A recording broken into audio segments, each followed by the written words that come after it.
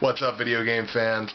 Justin, Bridgewater's Finest on YouTube, in association with Donkey Punch Central, Blockbuster_guy on Twitter, bringing you the ultimate video game award for 2011. This is my personal top 10 list of the 10 best games of 2011.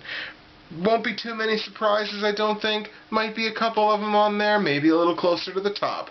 Before we get going, I wanted to give respect to the games that got consideration but didn't make the list.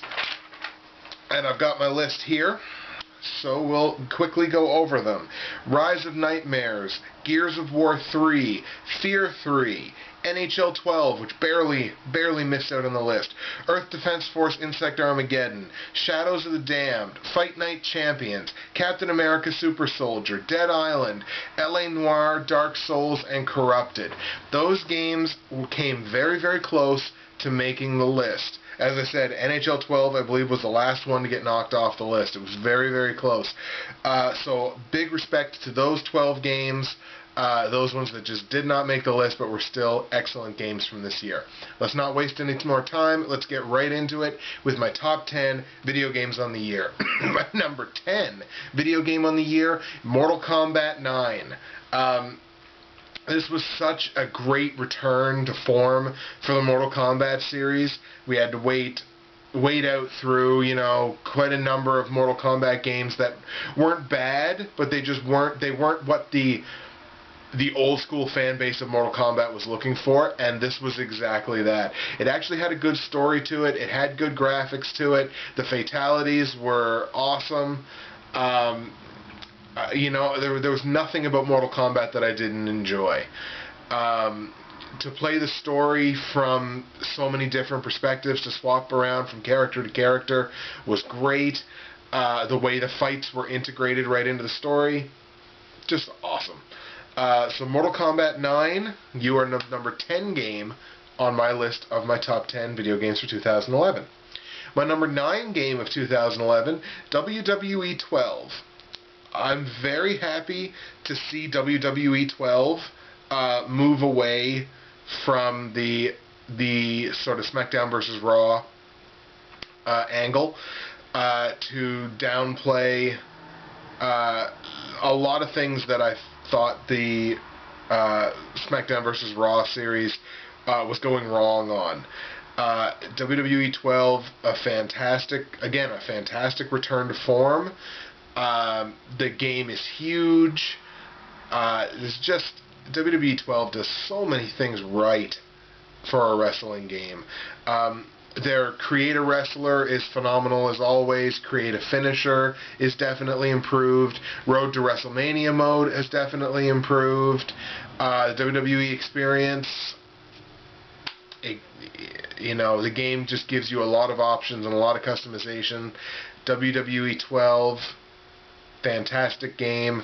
Good on you, WWE. And you are my number 9 game on the year. My number 8 game on the year is Yakuza 4. I know Tyler's a huge fan of the Yakuza series. I'm not as big a fan as he is, but I did get a chance to play Yakuza 4 for a little bit, and I love the stories. I love the stories in Yakuza 4. The storylines are great. The characters are great. It's got good dialogue. The game mechanics felt really good. Yeah, everything about Yakuza 4 felt really good. That makes my number 8 game on the year is Yakuza 4. My number 7 game on the year, Batman Arkham City. And I know that's going to piss some people off that that's so low on the list. Batman Arkham City, my number 7 game on the year.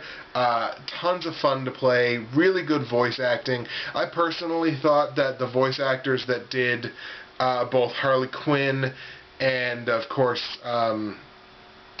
who did the Joker, Hamill, honestly, I thought they should have won the voice acting awards at the Spike VGAs as opposed to the 2 voice actors from Portal 2.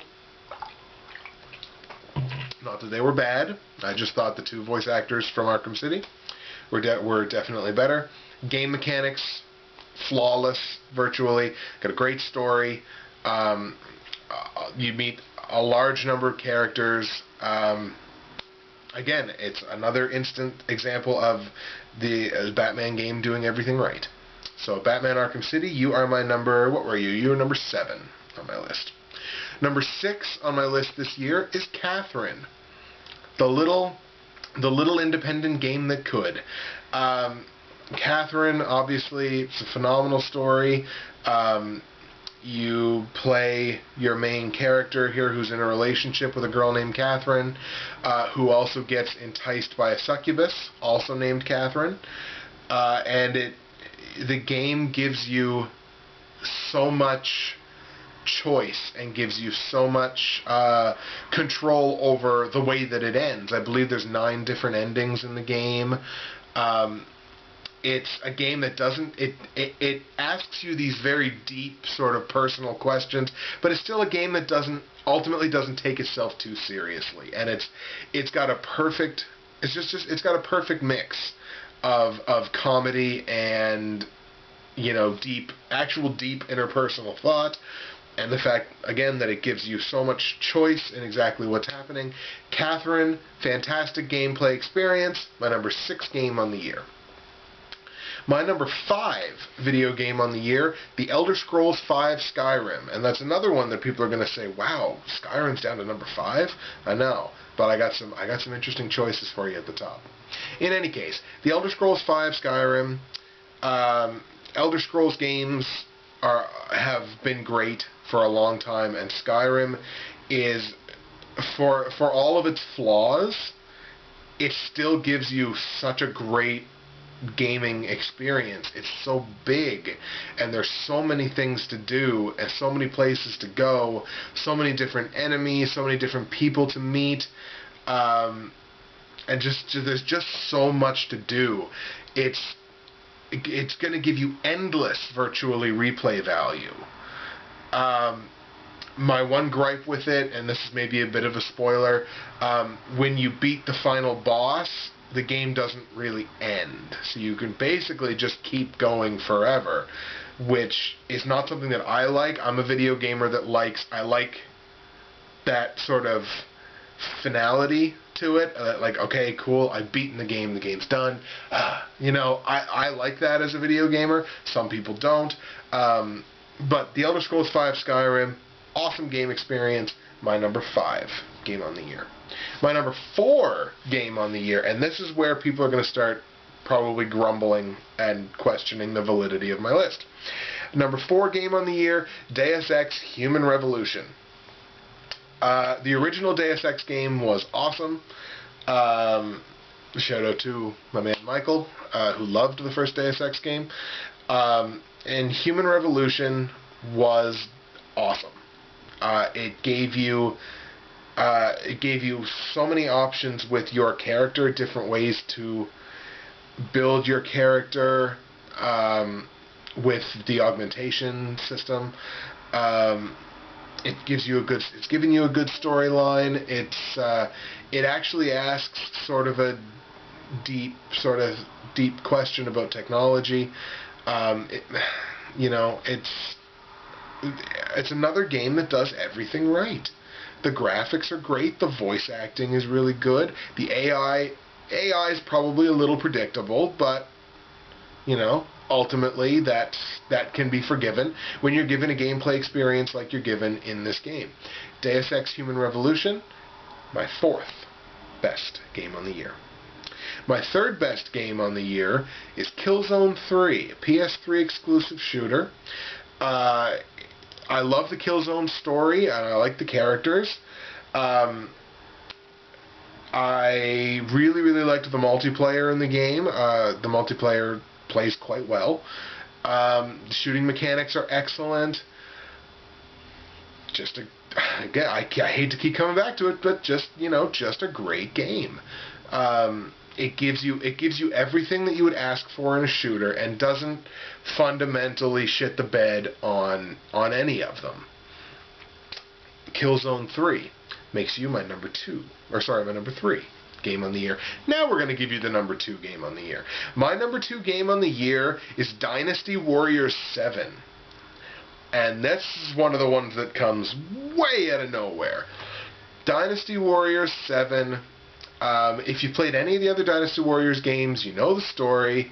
I love the aesthetic of these games so much.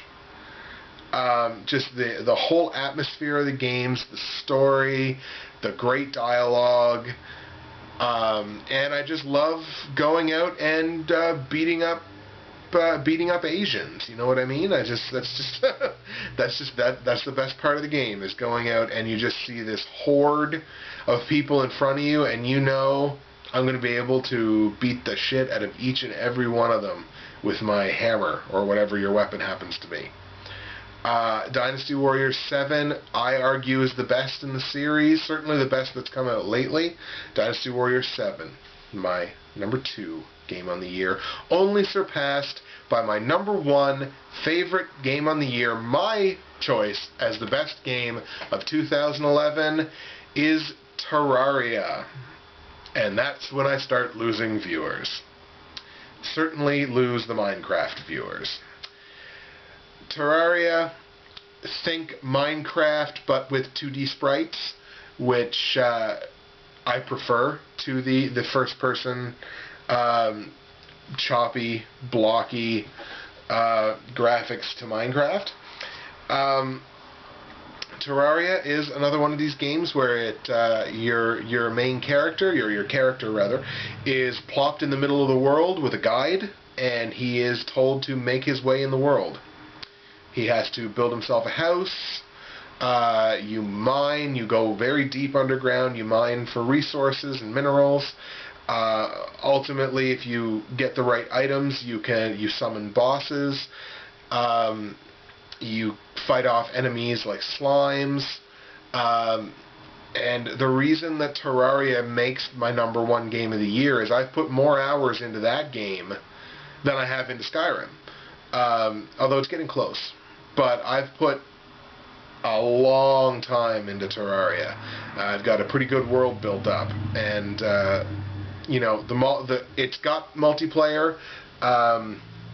It's got it's a fairly decent multiplayer, especially if you have a big group.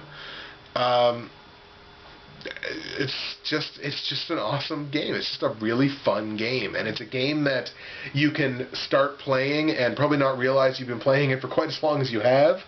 And before you know it, you've put 6 hours into it. You know what I mean? I loved Terraria. I just thought Terraria was a fantastic game, clearly, as it is my number 1 game on the year. Just to recap my top 10 list: number 10, Mortal Kombat; number 9, WWE 12; number 8, Yakuza 4; number 7, Batman Arkham City; number 6, Catherine; number 5, The Elder Scrolls V Skyrim; number 4, Deus Ex Human Revolution; number 3, Killzone 3; number 2, Dynasty Warriors 7; and number 1, Terraria. I want to thank you very much for taking the time to watch the video. Basically done the video game section now. Still got my 2011 movie awards yet to go. So I'm very excited about that because we have quite a few of them. Movies, of course, are my bread and butter. And I can't wait to see you again, and we'll do some movie videos. I'm Justin, Bridgewater's Finest on YouTube, Blockbuster_Guy on Twitter. Follow me in conjunction with Donkey Punch Central, and we'll see you next time.